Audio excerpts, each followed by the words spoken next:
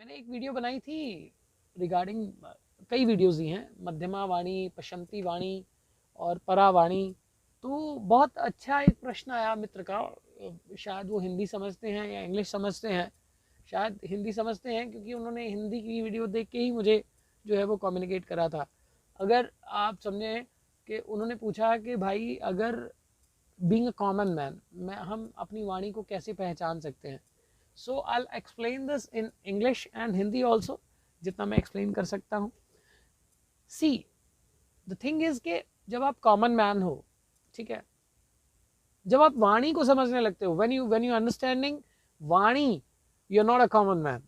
Very first of all, okay, very first of all, you're not a common man if you're understanding that essence of that vyakaran, the grammar, and the right essence of those vani, है ना, that vani is omnipotent, right? It's ये base है आपकी existence का।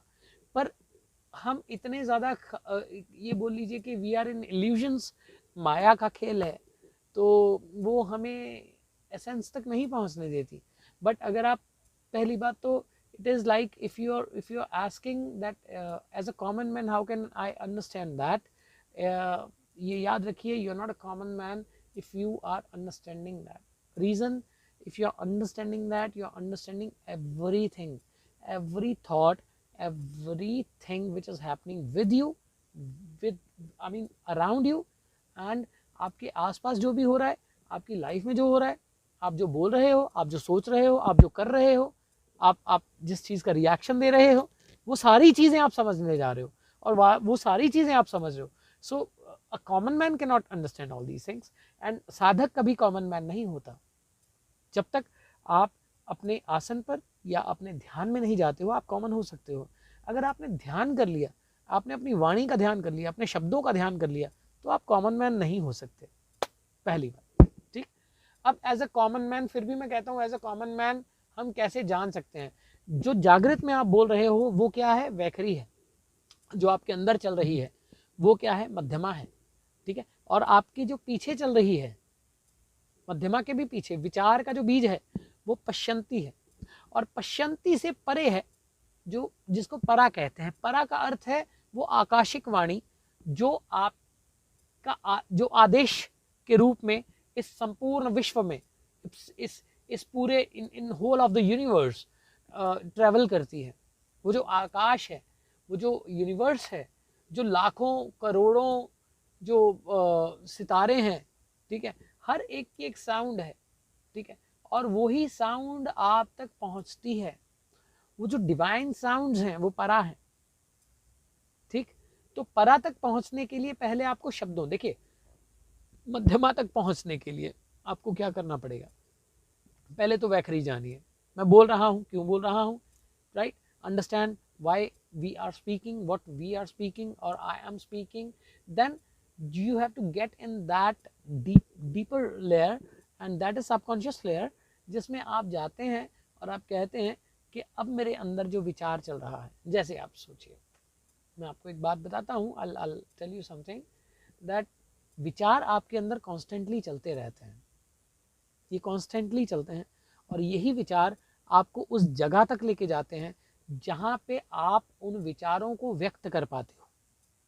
ठीक, body language भी तो है ना, मेरे हाथ चल रहे हैं, ये मध्यमा है ना, जो मध्यमा है वो मध्य में है। ठीक है, अब वो विचारों को जब आप वैखरी समझने लगते हो, मेरे विचार कहाँ से आए, उसके बाद मध्यमा में आ जाते हो, तो ही आप पश्चंती पे जा पाते हो। कॉन्शियस से सबकॉन्शियस, सबकॉन्शियस से अनकॉन्शियस स्टेट, यही ट्रैवल है सोल का, यही ट्रैवल है आपके थॉट का, यही ट्रैवल है टाइम का, यही ट्रैवल है आपकी जो मेमोरी है, जो सोल के साथ चलती है, आपके कर्मास का, आपकी कार्मिक लेयर्स का। This is the travel of your karmas, of your subconscious, your unconscious, your conscious state. All the deeds you do, all the efforts you do, all the things you do, this is the base of everything. Whatever you are doing, whatever you're not doing, whatever you're thinking, whatever you're जो है what is behind that, है ना।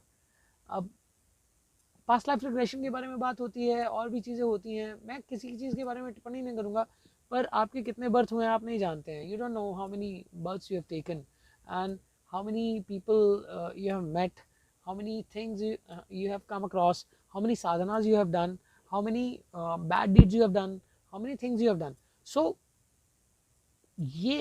this is something which takes you deeper inside. Understanding the Madhyama Vani is when you know what you're speaking, right? It can only be rectified in that manner that you are speaking, you have to be conscious about what you are speaking, and you have to be conscious about what is inside you, what's working inside you, what words are, you know, crumbling inside you, and after that you will come to know that this was my karma and I have changed my karma. Gita क्या कहती है? होश, consciousness. और वो consciousness केवल ये नहीं है कि मैं, एक तो कॉन्शियसनेस है कि मैं उठ गया, रात को सोया था उठ गया, दोपहर को सोया था उठ गया, तो कॉन्शियस हो गया। पर रात को भी आप कहीं स्वप्न में चलते हैं, यू वॉक इन ड्रीम्स, है ना, you walk in dreams, you love in dreams, you kill in dreams, you are killed in dreams, you meet an accident in dreams। तब आप ये नहीं कहते हो कि यार ये तो सपना था, वो सुबह उठ के कहते हो, पर वो भी जागृत ही होता है, वो थोड़ा डीपर होता है उससे, वो आपके कर्मा से संबंधित होता है। बहुत सारे कर्म ऐसे ही बन जाते हैं और बहुत सारे कर्म ऐसे ही खत्म हो जाते हैं।